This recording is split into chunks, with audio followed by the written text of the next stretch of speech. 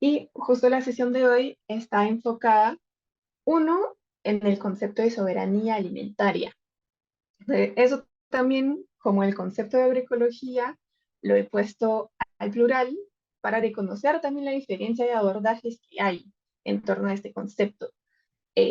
Vamos a ir viendo algunos, pero teniéndolo presente, ¿no? Lo que yo les estoy hablando es una parte in- ínfima de lo que existe.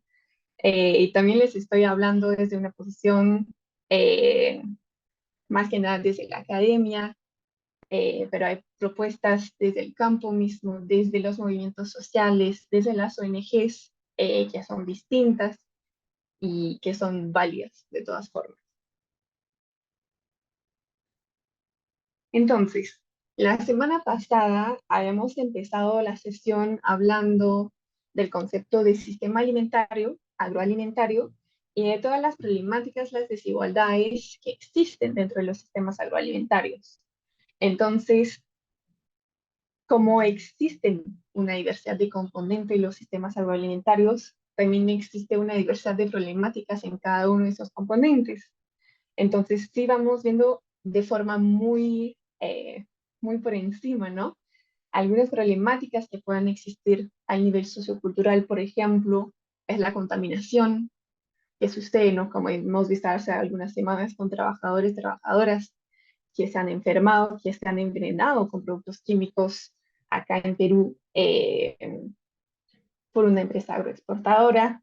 También la violencia estructural que viven la gente que está en el campo, la gente que está trabajando también en varias, eh, en varios niveles de los sistemas alimentarios, no solamente a nivel de producción, también a nivel de comercialización, a nivel de transformación. Hay muchas formas de violencia, violencias de género, violencias raciales, violencias en base a la clase, a la educación que están presentes.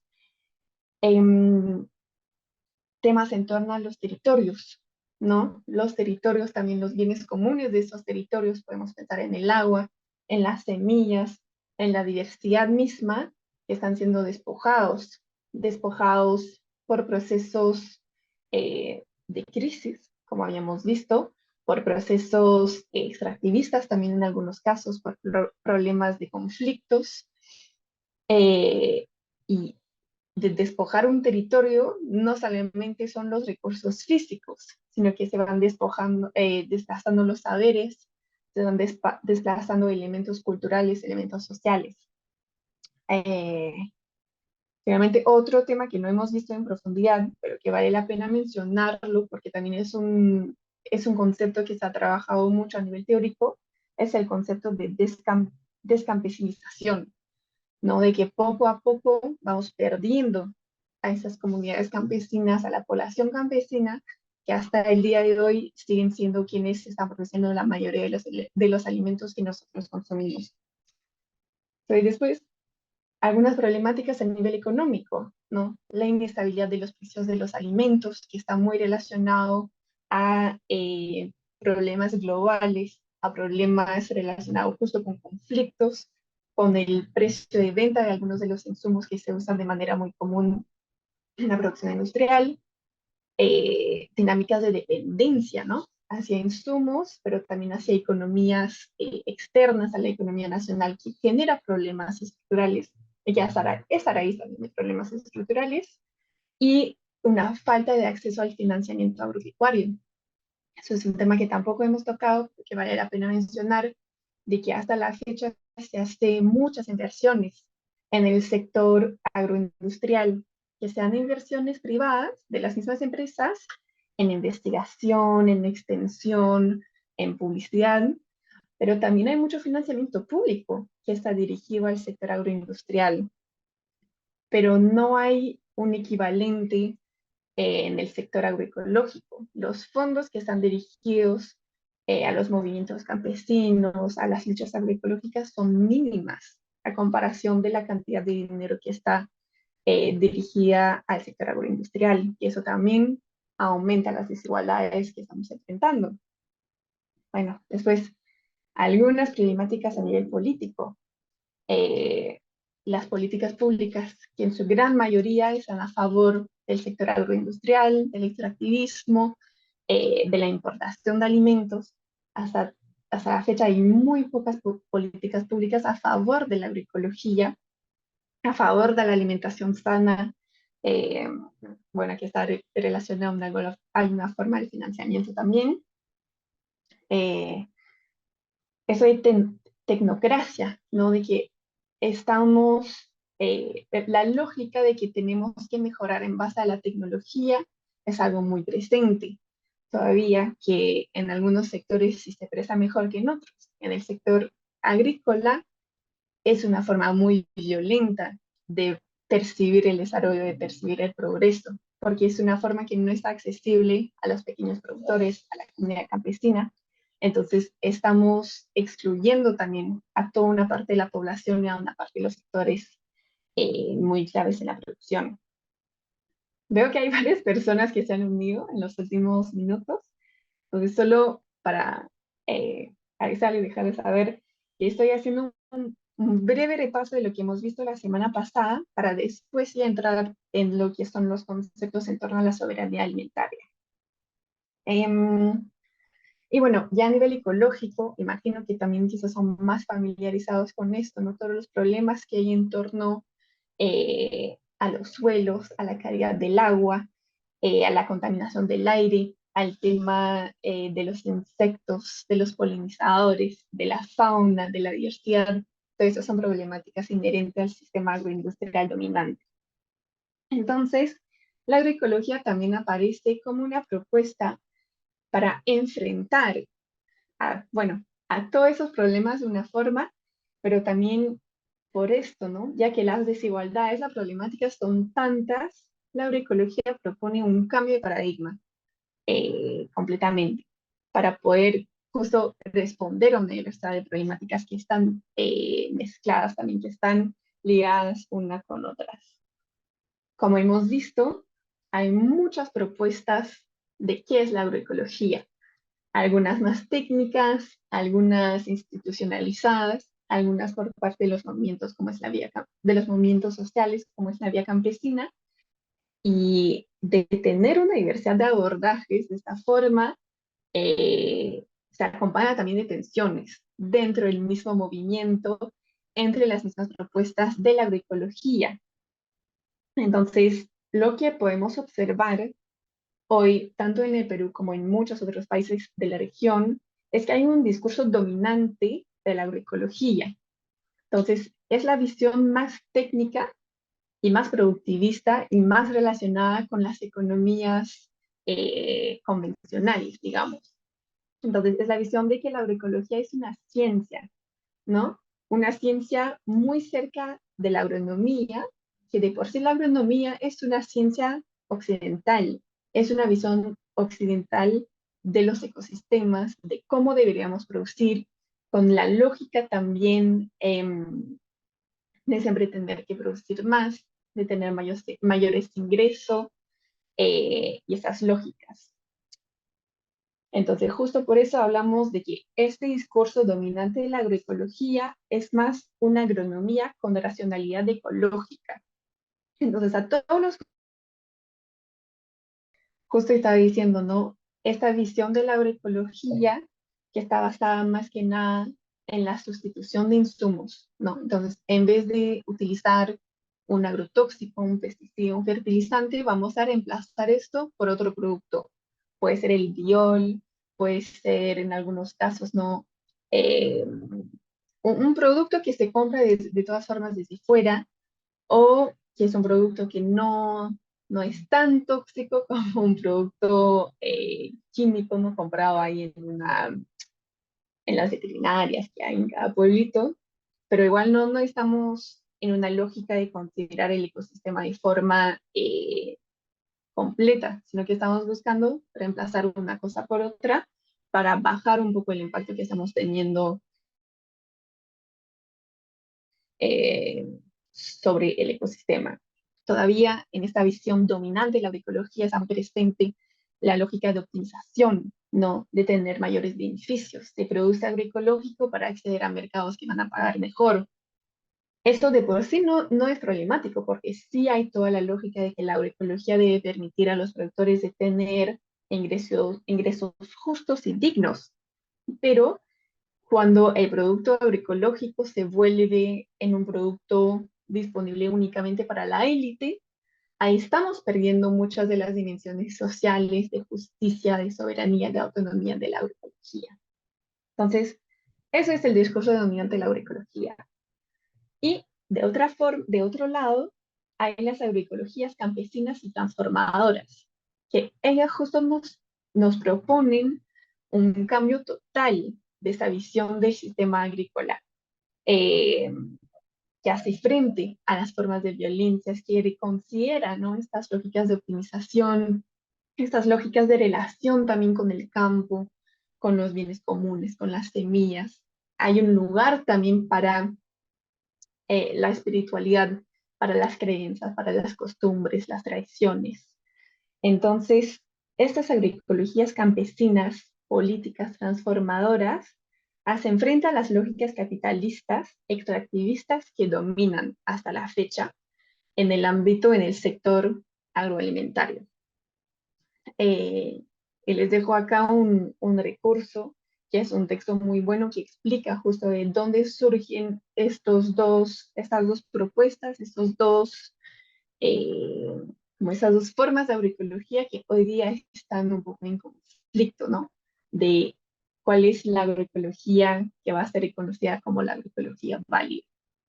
Eso es algo que estamos viendo frente a nuestros ojos, es en cambio total, pero hasta la fecha sigue dominando esta visión, la primera de la agroecología.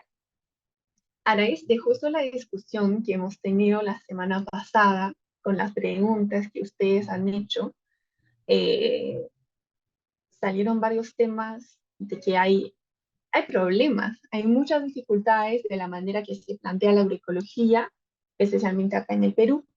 Y frente a eso yo les mencioné de que hay un problema de considerar la agroecología como un proyecto, ¿no? Es muy común que vamos a escuchar como un proyecto de desarrollo agroecológico, un proyecto de emprendimiento, ¿no?, agroecológico. Eso de una forma es un poco en contra de los mismos conceptos de la agroecología, porque se apega a la lógica clásica del desarrollismo, o sea, de buscar como estas lógicas de progreso, de que hay que avanzar.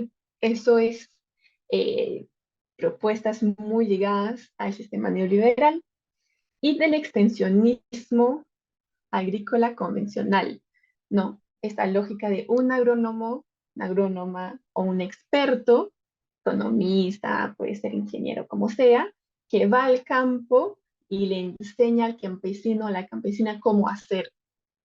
Esta lógica es muy jerárquica y es muy violenta también porque despoja justo los conocimientos, en muchos casos, de los mismos campesinos, campesinas, eh, y es muy limitado porque un agrónomo, una agrónoma, no conoce al campo tanto como lo conoce un campesino, una campesina. Em, También esos proyectos agroecológicos tienen una visión muy a corto plazo, ¿no? De 3 a 5 años a lo mucho, ¿no? Que está ahí el financiamiento para un proyecto específico.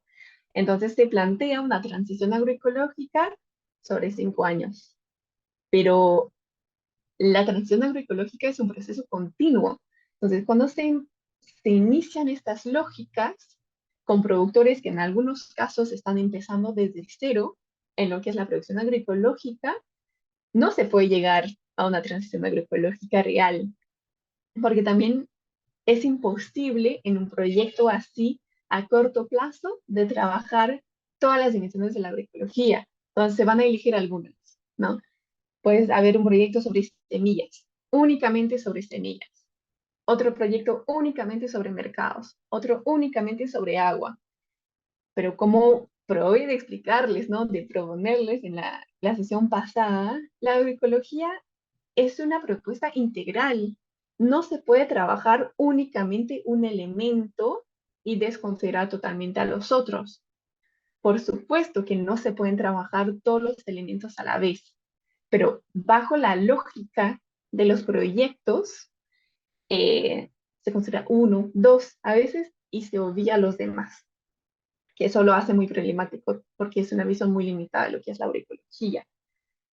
Y también en relación a los proyectos agroecológicos, en muchos casos vemos una imposición de términos. Entonces, se llega una ONG a una comunidad y se dice, ya, te vamos a proponer un proyecto de agroecología. Entonces, tú vas a hacer agroecología. Pues no es una motivación intrínseca del productor, no es una motivación porque vieron cómo le ha funcionado a otro productor, sino que es un poco, se lo impone y se participa porque así lo trabaja la ONG. Y también se generan dependencias. Entonces es un proyecto que depende eh, del apoyo, de la facilitación, de la extensión y de un financiamiento también de una entidad externa.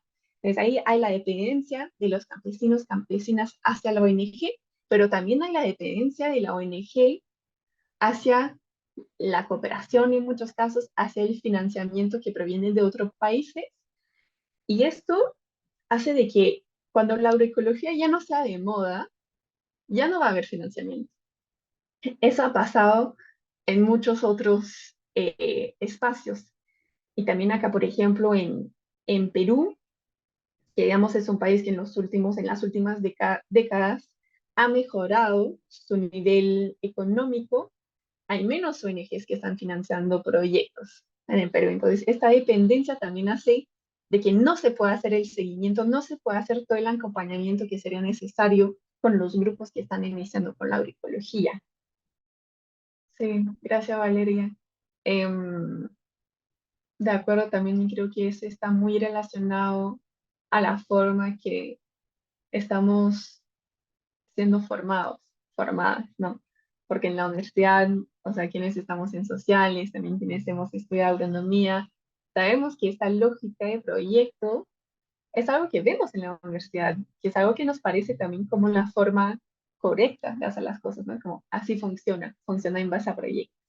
La realidad es que existen muchas otras formas de trabajar que no se basan en proyectos, pero eso implicaría una transformación también de la forma que nos forman como profesionales en este sector, que ahí es un, es un desafío increíble, pero creo que por eso también estos espacios que nos ofrece justo crear es una oportunidad para que vayamos viendo, ¿no? qué otra forma, para que vayamos complementando también nuestra formación con algunas cosas que no se enseñan dentro del currículum oficial, pero que igual son conocimientos válidos, son formas de trabajar que son válidas. Acá Raiza nos dice, qué gusto Raiza verte, Raiza ha participado también en varios espacios de Alsacui, nos dice, me gusta una reflexión que he leído hace poco sobre ciencia, tecnología y sociedad. Como estudiantes de ciencias agrarias nos toca entrelazar el conocimiento basándonos en la realidad misma. Y sí, justo también, ¿no? Como estudiantes, finalmente estamos muy influenciadas por la forma que nos van enseñando y por la predominancia quizás no de la ciencia y de la tecnología como la verdad, la mejor verdad, que lo demás es inferior a la ciencia y la tecnología. Eso es algo también que yo he visto en la manera que me han formado como agrónomo, ¿no? De que todo debe ser comprobado por la ciencia. Pero hay muchas cosas que no necesariamente hay que comprobar con la ciencia o que se pueden comprobar de otras formas, ¿no? Hay otras formas de hacer ciencia también, que bueno, no es algo en lo cual voy a poder profundizar mucho en este curso, porque eso sí, justo cursos de ciencia, tecnología y sociedad son cursos ahí de 15 semanas en la universidad. Pero si tienen la oportunidad de tomarlos, les invito, porque son reflexiones muy, como que nos confronta mucho también como estudiantes, ¿no? Como entonces todo lo que me han enseñado no es cierto, pero no necesariamente es así, pero sí hay que ir cuestionando un poco en la forma que nos han formado, especialmente en temas como en torno al sistema agroalimentario, ¿no? Que en muchos casos se va a obviar todos los aspectos sociales, que siento que es algo que nos falta mucho en la formación de quienes nos dedicamos a la agronomía. Pues, ¿alguien más quiere compartir, bienvenidos, bienvenidas. Voy a volver a compartir mi pantalla para seguir avanzando un poquito, que ya casi hemos pasado una hora, fue muy rápido. Entonces, ¿qué otras limitaciones? Sí están viendo la pantalla, ¿sí? Creo que sí. Sí, sí, siempre. Ya, gracias. Entonces, ¿no? Después de todo esto, ¿qué es la agroecología? Esta definición, que es la definición con la cual el colectivo Alsacri Agroecología utiliza en la mayoría de sus espacios, es fuertemente inspirada en el planteamiento del SITSE, que yo les presenté la semana pasada. No es exactamente lo mismo, pero es muy similar.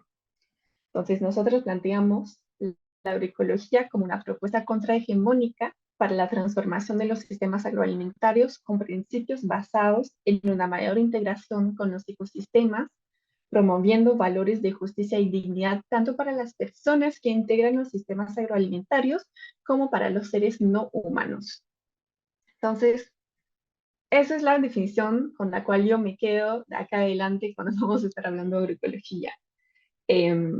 Justo, ¿no? Es una definición muy amplia. No estamos proponiendo una ruta mágica, no es una receta, sino que es una propuesta integral. Es una propuesta que pone el énfasis en la transformación del sistema agroalimentario en su integridad y no es solamente una cuestión de práctica, no es solamente una cuestión de técnica, sino que es algo que se basa más que nada en la justicia y en la dignidad para las personas en su gran mayoría, ¿no? Todos quienes consumimos alimentos, o sea, todos nosotros, nosotras, las personas que los producen, que los transforman, que los comercializan, pero también los seres no humanos.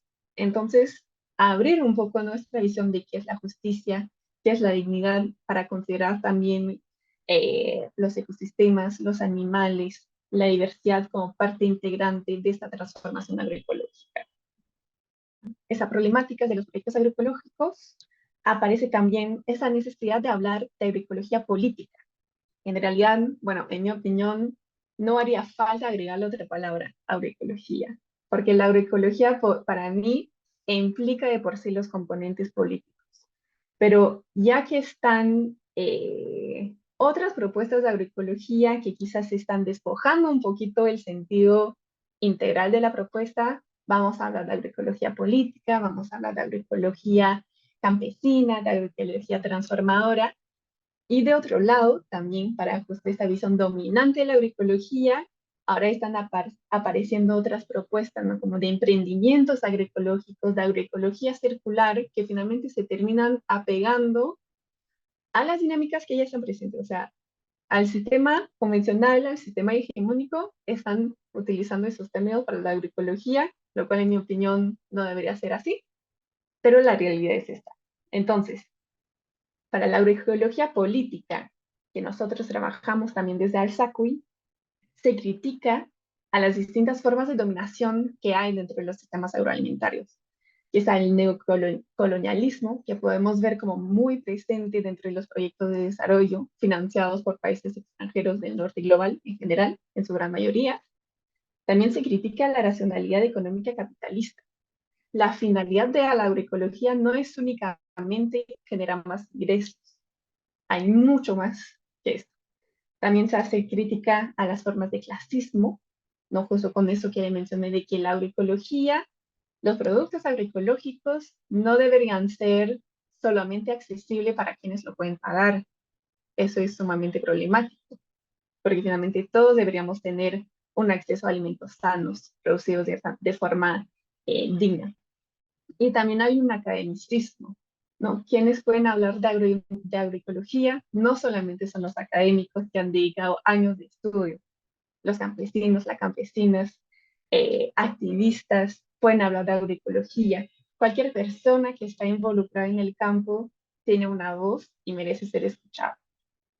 También la agroecología política buscaría introducir la democracia y las autonomías. Entonces, con esa lógica de proyecto, ¿no? Del beneficiario del proyecto. En agroecología política no hay ningún beneficiario. Hay actores, hay aliados, hay personas involucradas, pero son movimientos autónomos que tienen un poder de decisión sobre cómo hacen las cosas, sobre qué tipo de recursos van a buscar para poder financiar sus iniciativas y que tienen derecho a decidir qué es lo que ellos quieren, cómo lo quieren hacer. Por eso también todo ese derecho de democracia, de autonomía dentro de la agroecología. Y finalmente se busca cambios estructurales. Entonces, de no tener esta visión muy simplista de la agroecología. Agroecología no es solamente hacer un huerto en nuestra casa, ¿no? Agroecología no es solamente cambiar un fertilizante químico por el biol. Hay muchas más dimensiones, entonces les invito a considerar estos elementos cuando estamos hablando de agroecología en ese curso de acá en adelante. Entonces, también para sumar, esos son temas que vamos a hablar de forma más importante en las próximas sesiones, ¿no? Pero la Articulación Nacional de Agroecología de Brasil han hecho estos flyers, que me parecen muy bonitos, muy lindos, eh, ponen algunas de las consignas de lucha de las agroecologías. Entonces, sin feminismo no hay agroecología, sin la comunidad LGTBQ más no hay agroecología, sin las juventudes no hay agroecología y, bueno, sin antirracismo no hay agroecología. Eh, y algo que quiero destacar también, han visto, me han escuchado y han leído también, ¿no? Que en el grupo yo utilizo bienvenides, todas, todos, todes. Eh, Eso también es una de las consignas de las agroecologías, de respetar las identidades otras. Y no voy a entrar en profundidad en el tema, pero la palabra misma de agroecología es una palabra relativamente nueva. Sé que hay muchos debates, no sé si se puede utilizar la X, si se puede utilizar la E, pero el lenguaje es algo creado por el ser humano. Es algo que ha ido evolucionando, es algo que ha ido cambiando. Entonces, esos cambios que nosotros lo hacemos también al lenguaje, aunque no sean reconocidos por la RAE o por cualquier otra institución, no los hace menos válidos. Entonces, ustedes en este curso no están obligadas a utilizarlo, el lenguaje inclusivo, pero de todas formas de respetar este planteamiento, porque sé que también en este curso hay personas que se identifican como no binarias, entonces, por respeto hacia todas ustedes, todos, utilizo el lenguaje, que es una consigna de la agroecología. Entonces, para ya entrar al tema de hoy, una hora dentro de la clase, el tema de seguridad alimentaria y de soberanía alimentaria son conceptos, bueno, hermanos en un sentido y como en conflictos en otro sentido, pero que tienen que ver con el tema de la alimentación del hambre. Entonces, ese es el mapa del hambre del 2020.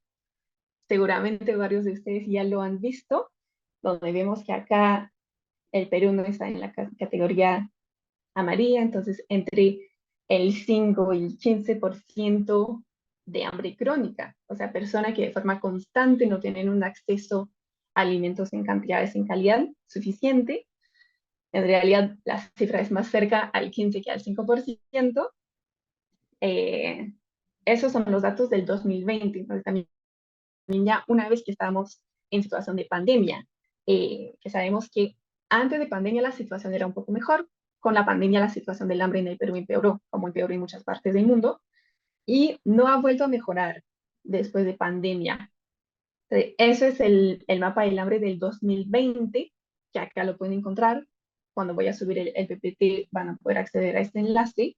Ahora, no he encontrado el mapa del hambre más actualizado, pero lo que sí se ha hecho es el mapa del hambre en vivo, también por la misma organización. Acá les dejo el enlace y esto es la situación del Perú al día de hoy. Yo me cuestiono un poco porque todos los distritos, las provincias tienen el mismo porcentaje, lo cual no, según otras cifras, no es la situación. Pero bueno, según este mapa, están en la categoría acá, ¿no? Entre el 10 y 20% de hambre. Entonces, de forma constante, el 10 al 20% de la población del Perú no tiene acceso a los alimentos suficientes. Eso representa casi 5 millones de personas. Es una cantidad importante, siendo el Perú bueno, siempre lo escuchamos, ¿no? Si están estudiando agronomía, ¿no? El Perú es un país mega biodiverso, el Perú exporta, pero hay un problema muy grave de falta de alimentos y de falta de alimentos de calidad. Entonces, eso me parece una herramienta interesante que justo la descubrí hace poquito, que también va cambiando, ¿no? En función de si hay conflictos, en función de si hay desastres climáticos, lo que sea, también se van ajustando los números. Eh, y bueno, acá también vemos, ¿no?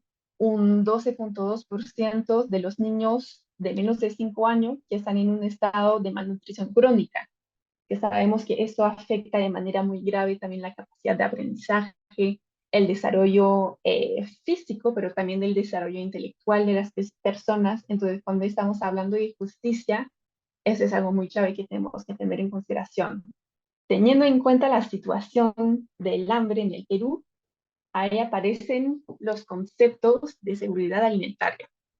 El concepto de seguridad alimentaria, que es el concepto que nació oficialmente en el 96, propuesto por la FAO, ¿no? Que es la Organización de las Naciones Unidas por la Alimentación y la Agricultura, eso es al revés, pero lo define de la siguiente manera. La, la, la seguridad alimentaria se consigue cuando todas las personas en todo momento tienen acceso físico y económico a suficiente alimento seguro y nutritivo para satisfacer sus necesidades alimenticias y sus preferencias con el objeto de llevar una vida activa y sana. Entonces, acá el punto, ¿no? Es que es tener acceso a un alimento. Bueno, ahí se menciona seguro y nutritivo, pero no se menciona necesariamente la forma que ha sido producido, no se menciona de dónde proviene, y vamos a ver porque eso cuál es la problemática que hay detrás de este planteamiento de la seguridad alimentaria. Y de forma simultánea a la seguridad alimentaria aparece el concepto de soberanía alimentaria, que también es un concepto del 96 que sale justo en una cumbre de los pueblos, y que es un concepto que hace frente directamente al concepto de seguridad alimentaria. Entonces, la soberanía alimentaria es el derecho de los pueblos a definir las políticas que le permitan alcanzar alimentos nutritivos y culturalmente adecuados, accesibles y producidos de forma justa, y por lo tanto el derecho a decidir su propio sistema alimentario productivo. Esto pone a aquellos que producen, distribuyen y consumen alimentos en el centro de los sistemas alimentarios por encima de las exigencias de los mercados y de los negocios. Desde acá vemos que hay muchos más componentes a lo que proponía la seguridad alimentaria. Al componente ecológico, porque ahí se menciona cómo ha sido producido, de dónde proviene, al componente social y cultural, al componente económico también, y no solamente es cuestión de tener un acceso económico al alimento, sino que han sido producidos y comercializados de forma justa, y todo esto engloba un componente político muy fuerte. Entonces, la soberanía alimentaria se diferencia de la seguridad alimentaria. Y ahí vamos a ver dos ejemplos. Acá, por ejemplo, en el Perú existe el programa Caliwarma, también el programa Vaso de Leche, que son programas por parte del Estado para hacer frente al hambre. Sin embargo, esos programas no se atacan a las razones del hambre, sino que ven, hay un problema, ¿no? Hay niños que no tienen que comer, vamos a darles de comer. Eso es básicamente el planteamiento. Pero eso no soluciona el hambre, no soluciona toda la problemática que hay detrás. Entonces es como un poco poner un parche sobre un problema muy complejo. Eh, También el hecho de que no soluciona el problema a raíz hace de que eso es un programa que va a durar para siempre, básicamente, ¿no? Si es que no estamos atacándonos a los problemas estructurales del hambre, siempre vamos a necesitar de programas de ayuda humanitaria, de programas del Estado de alimentación, cuando en un mundo ideal no sería la situación. También, ¿cuál es el tipo de alimento que se les da a los beneficiarios de sus programas son alimentos que han sido comprados a grandes empresas. Sabemos, ¿no?, que al programa Caliwarma y el programa Vaso de Leche le compran, por ejemplo, a Gloria, una de las empresas más grandes del Perú, que también está relacionado con un montón de problemáticas que hemos mencionado de contaminación, de violación de derechos humanos en términos de derechos laborales, de calidad de vida de sus trabajadores, de acaparamiento de tierra. Hay un montón de problemas y finalmente el Estado está avalando la forma de producir de esta empresa. También no cuestionarnos sobre de qué tipo de alimentos se da y de dónde vienen. Entonces, a zonas alejadas se va a importar alimentos de otra zona. Hay situaciones en comunidades de la Amazonía donde se han dado latas de atún, cuando son comunidades pesqueras. Entonces, hay que también cuestionarnos, ¿no?, cuál es la necesidad de dar ese tipo de alimentos. Eso viene de una visión muy superficial de la problemática. Ese es el planteamiento de la seguridad alimentaria. De otro lado, el planteamiento de la soberanía alimentaria es justo de atacarse a todas las problemáticas subyacentes. No es solamente cuestión de dar alimentos, es cuestión de transformar la forma de comercializarlos, de dar otras oportunidades de comercialización y de hacerle llegar a la población más necesitada los alimentos sanos. Eso, la imagen que ven, es uno de los verdurazos que hace la UTT, donde la UTT, que es la Unión de Trabajadores de la Tierra de Argentina. De la UTT en situación de crisis, lo que hacen es este tipo de feria gigante, que en realidad toman una plaza en una ciudad y que acercan alimentos a muy bajo costo a la población. Y no es a la población que lo puede pagar, son alimentos de bajo costo, que son sanos, agroecológicos, entonces, para que todas puedan tener acceso a alimentos sanos en un contexto de crisis. Eso es el abordaje de la soberanía alimentaria.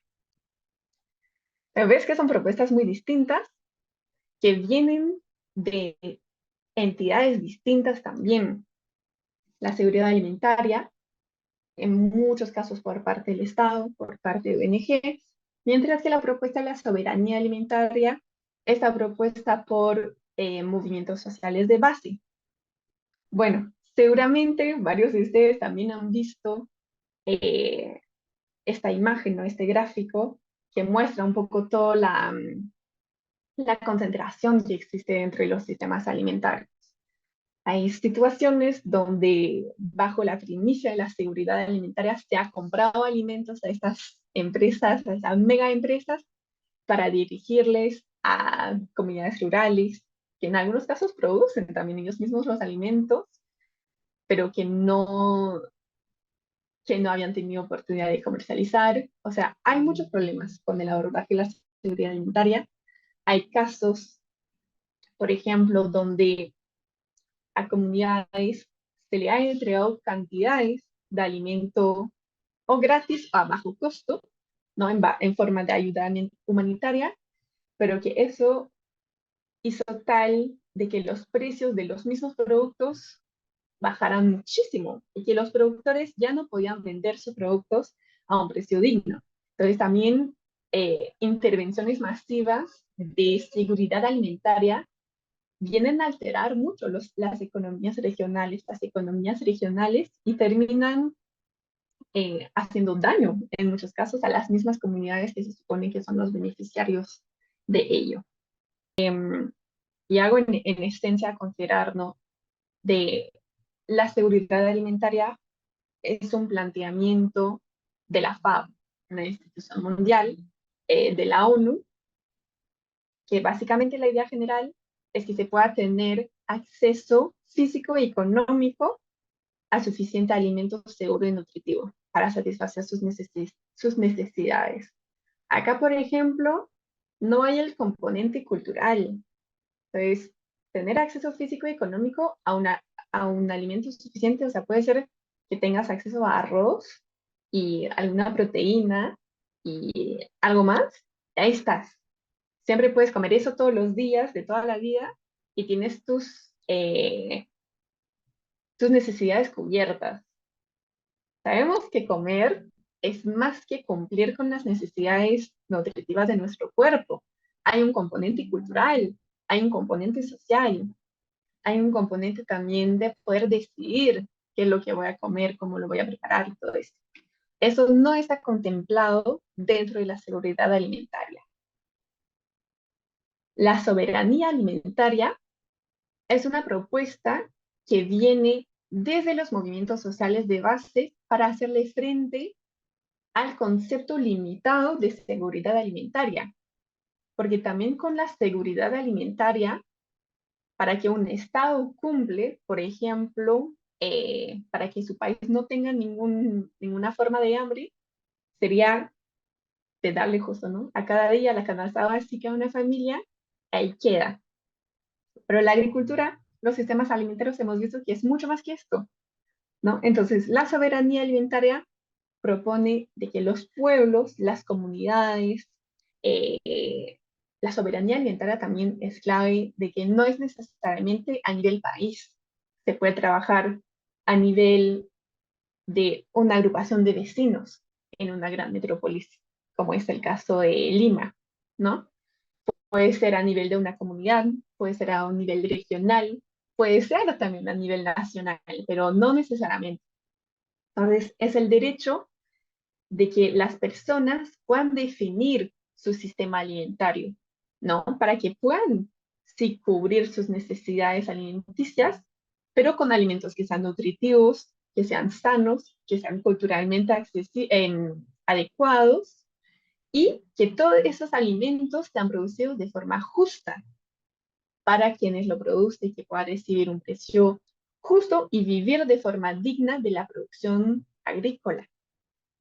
Y también ahí la propuesta de la soberanía alimentaria se opone a que el alimento sea considerado como una mercancía al mismo rasgo que sean otros tipos de recursos, ¿no? O sea, de que existe una bolsa mundial de los alimentos, de los productos agrícolas, viene a alterar muchísimo la realidad de los productores hasta en el pueblito más alejado, porque finalmente los precios de los productos están definidos a escala global, no de todos, de algunos, de los alimentos que son parte de la bolsa, pero eso es el maíz, el arroz, la soya, hay varios otros, seguro que varios acá me pueden ayudar también a recordar cuáles son, pero muchos de esos también son alimentos básicos para las comunidades, ¿no?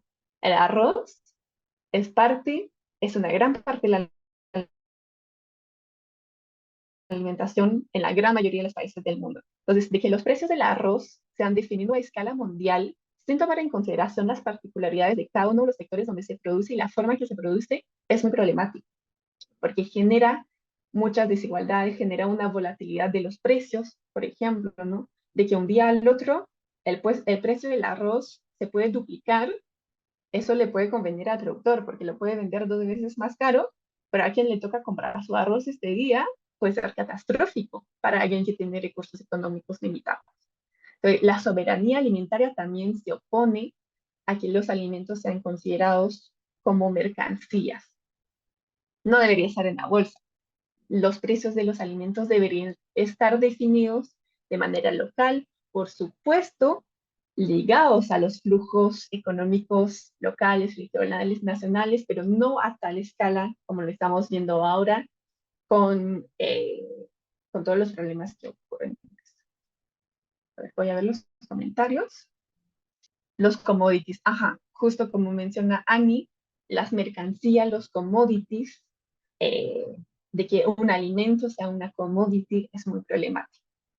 Eh, desde la perspectiva de la soberanía alimentaria, lo que prima, lo que es más importante que todo, es que los alimentos es esencial para la vida. No debería ser cuestión de estar en esos mercados internacionales como commodity, como mercancía. A ver, Raisa nos dice, el término seguridad me parece un término que es impositivo sin considerar toda la cosmovisión. Me parece interesante cómo desde los pueblos se organizan y armaron este encuentro y crearon el término soberanía alimentaria que me parece una terminología más política en defensa de su territorio. ¿Cuál podría ser un punto medio entre estas dos formas de ver la alimentación? Si habría alguna. Em, bueno, sí, sí estoy de acuerdo, ¿no? Con la primera parte de tu pregunta, de que también la propuesta de la soberanía alimentaria es un concepto que ha sido propuesto de forma colectiva, frente a un concepto que sentían que no representaba su realidad y que no respondía también a sus necesidades. ¿Cómo son planteamientos? Bueno, son planteamientos teóricos que después tienen aplicaciones prácticas, ¿no? Tienen implicaciones reales en la vida. Existen otros conceptos. Existe el concepto de justicia alimentaria, por ejemplo. No diría que es un concepto intermedio entre los dos, es un concepto otro. No, no creo que es como soberanía en una punta y seguridad en el otro, como con una línea directa entre los dos. Em, Son dos propuestas dentro de un mundo también donde existen más. Yo hubiera podido presentarles mucho más conceptos, que yo no elegí hacerlo en este caso porque también desde la agroecología lo que se trabaja es de la mano con la soberanía alimentaria. Pero la justicia alimentaria, por ejemplo, es un concepto que ha salido del norte global, de Estados Unidos, de Europa, frente a una realidad que hay allá, que son los desiertos alimentarios. Entonces, una zona geográfica donde no hay ningún acceso a alimentos sanos. Donde vas a tener kilómetros y kilómetros, varios pueblos sin ni un supermercado que vende productos frescos. Eso es una realidad particular de sectores precarios de Estados Unidos, por ejemplo. Frente a eso aparece el concepto de justicia alimentaria, donde hay también un movimiento de recuperación de tierras, de acceso también a alimentos sanos. Entonces, no sé muy bien cómo responder a tu pregunta, pero creo que en la práctica hay muchas cosas que están un poco entre los dos, que no están 100% alineados con esta definición de la soberanía alimentaria, pero que no están 100% alineados a la seguridad alimentaria. No es que haya un término exacto para esto, pero algo que se puede decir también, ¿no? Es que la soberanía alimentaria incluye de una forma la seguridad alimentaria, porque implica de que tienes tus necesidades nutritivas cubiertas, tus necesidades básicas como individuo, como persona, pero también a nivel colectivo, de que esto sea cubierto. Y de ahí le suma más elementos, ¿no? De que no sea cubierto con cualquier tipo de alimento que proviene de cualquier lugar que ya se ha producido de cualquier forma, ¿no? Hay un poder de decisión mayor por parte de las mismas personas que producen y que consumen. Espero que quizás ayude un poquito. Sí, gracias, Rubén, por este elemento de clarificación importante.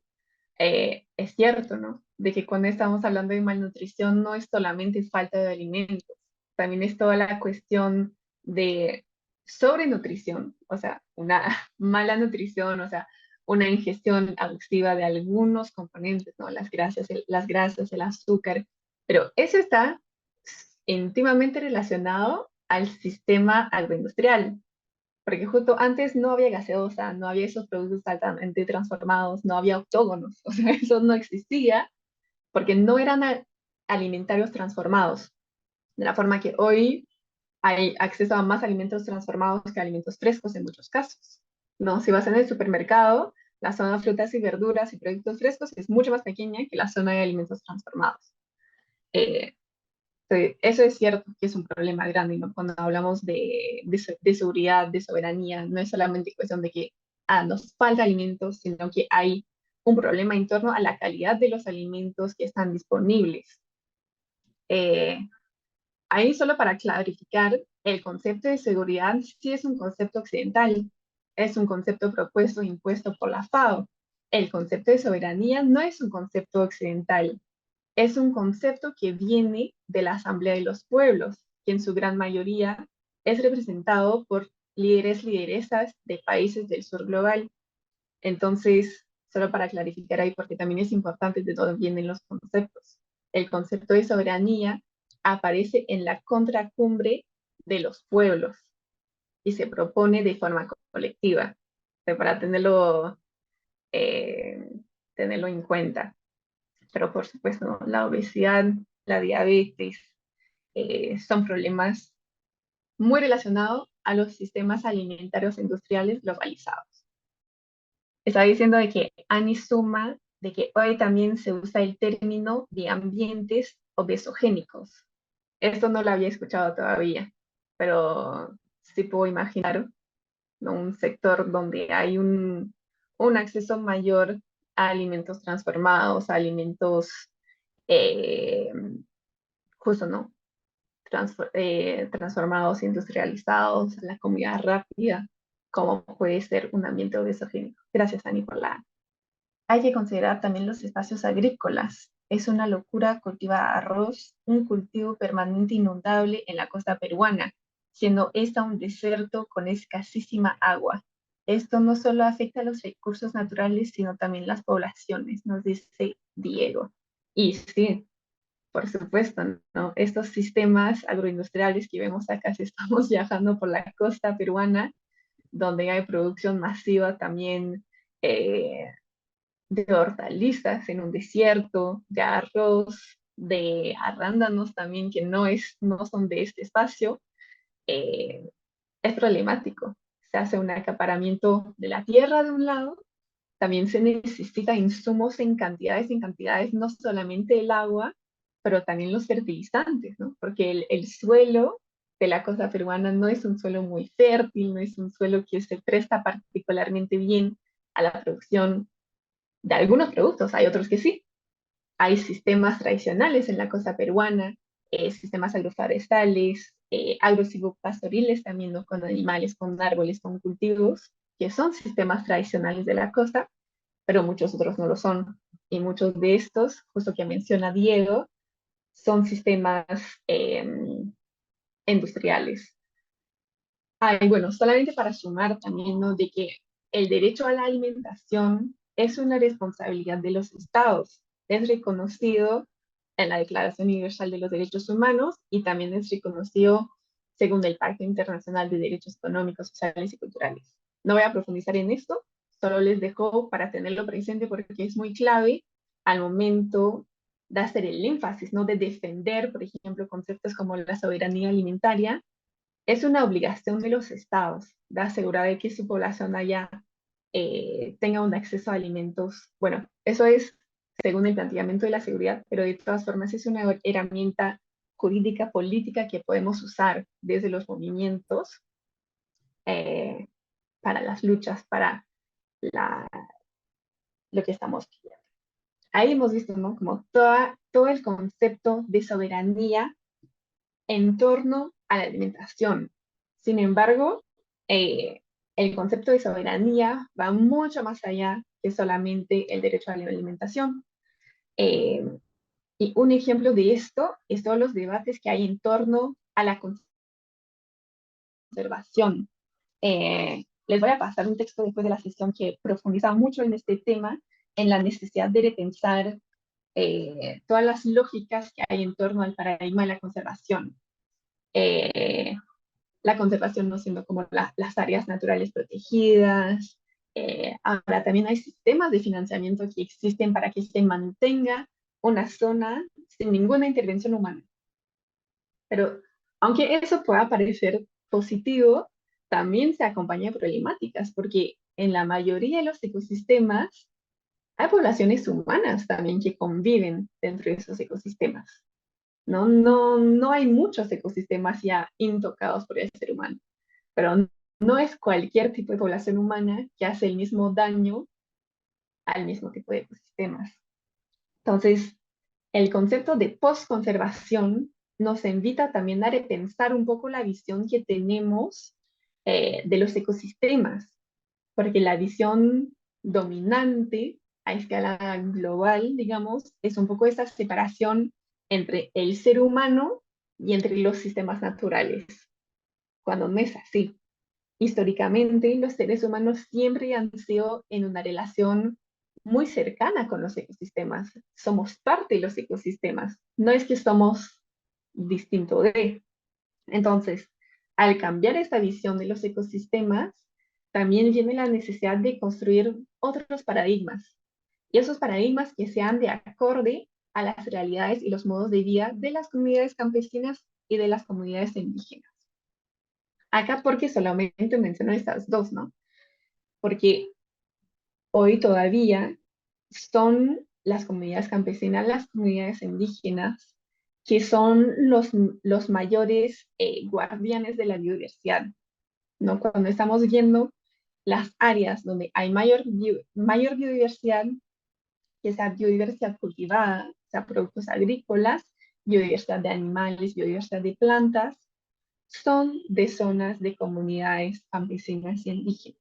Entonces, al momento de pensar cómo podemos conservar, cómo podemos asegurarnos de que la degradación de los ambientes no siga empeorando, no lo podemos hacer sin pensar en las mismas comunidades que están viviendo ahí. Eh, Estos territorios campesinos, territorios indígenas, hasta a la biodiversidad, conservar y también crear nuevas variedades, ¿no? Cuando estamos hablando de todas las plantas cultivadas, son plantas que provienen de años, de décadas, de generaciones de selección, de conservación por parte de las mismas comunidades. Entonces, eh, hay que considerarlas al momento de considerar cómo preservar, cómo conservar un ecosistema. Em, no sé si están familiarizados un poco con las propuestas ahora de financiarización, ¿no? Un poco de la conservación. O sea, de que un país del norte o una empresa del norte, por compensar por sus emisiones de gases de efecto invernadero, pueden dar un bono a otra zona del mundo para que no destruyan un ecosistema. Eso es una visión muy problemática de cómo está funcionando la crisis climática y está perjudicando otra vez a las comunidades campesinas indígenas del sur global, porque en muchos casos en esas dinámicas eh, financieras directas, justo no, es una empresa del norte que está contaminando un montón. Digamos, una empresa petrolera que va a financiar, va a decir como ya, pero yo voy a pagar para que 5.000 hectáreas de bosque no se deforesten. Sin embargo, estos bosques que no sean tocados por el ser humano. Entonces, hubo problemas de desplazamiento de comunidades nativas, de comunidades campesinas indígenas, en nombre de la conservación. Eso es una visión totalmente problemática. Entonces, eso también cuando estamos hablando de soberanía, de autonomía, es de considerar todas las formas de habitar el territorio, porque hay varios territorios que están habitados, pero que no están cultivados según la mentalidad así que tienes que tener una parcela bien cuidada, ¿no? En la Amazonía peruana hay muchos territorios donde viven comunidades, donde se utiliza y se gestiona los recursos, los bienes comunes, de forma totalmente sostenible, digamos, ya para utilizar los términos, los términos globales. Entonces, estas personas deberían ser consideradas para que puedan tener la autonomía sobre sus territorios con el apoyo necesario que les deberían brindar, ¿no? Con el reconocimiento de sus títulos. Y eso también no solamente permite conservar los ecosistemas, sino que es clave eh, para conservar la diversidad humana, las costumbres, las tradiciones que existen. Entonces, solamente quería agregar esto porque la soberanía también implica esto, ¿no? El concepto de cómo nos relacionamos con los entornos naturales, cómo convivimos, porque finalmente somos parte del ecosistema, sea como sea el ambiente urbano, también es una forma de ecosistema, que no somos aparte, no somos un ente separado del ecosistema. Es una pequeña reflexión y ya nos quedan pocos minutos. Solo les quiero dar algunos ejemplos de cómo se ha trabajado la soberanía alimentaria, la agroecología en algunos territorios, porque hay mucha teoría y a veces estamos olvidando de que sí se están haciendo avances importantes en el campo. Tampoco no todos son problemas. Entonces les voy a dar algunos ejemplos muy rápidos, no voy a ir en profundidad para que podamos tener tiempo de intercambiar también. Entonces, bueno, ¿cómo podemos construir la soberanía desde distintos puntos? Esos son tres ejemplos muy emblemáticos que fácilmente han escuchado hablar antes. Uno de ellos es el movimiento campesino a campesino en Mesoamérica, que nació alrededor de los 70, pero que desde los 70 hasta hoy ha tenido una expansión increíble. Entonces, frente a una problemática, ¿no? Que era un contexto de conflicto, que era un contexto también de pobreza, de desigualdad extrema, nace el movimiento campesino a campesino en Mesoamérica. Entonces, Guatemala, Nicaragua, los países de esta zona, en base a esa praxis, ¿no? Que es de acción, de reflexión, acción, de forma colectiva, han ido construyendo agroecología y soberanía alimentaria. Entonces, esto, por ejemplo, es un poco una lógica muy distinta a un proyecto agroecológico, ¿no? Esto ha sido un proceso de larga duración, de décadas, donde se han ido sumando familias y familias que han entrado en transición y que poco a poco han ido formando, han ido como esparciendo la semilla de la agroecología en sus alrededores y que se construye en un movimiento plurinacionales liderado por campesinos y campesinas. Eh, y eso también justo ha sido con el apoyo en algunos casos de ONGs, con el apoyo de la academia, pero no ha sido impuesto, no ha sido en base a la lógica de las ONGs y de la academia. Entonces ahí vemos también un trato muy distinto, ¿no? A justo estos proyectos agroecológicos que hemos analizado al inicio de la sesión. Y bueno, hasta la fecha se estima que hay 30.000 familias que integran este movimiento de campesino a campesino en Mesoamérica.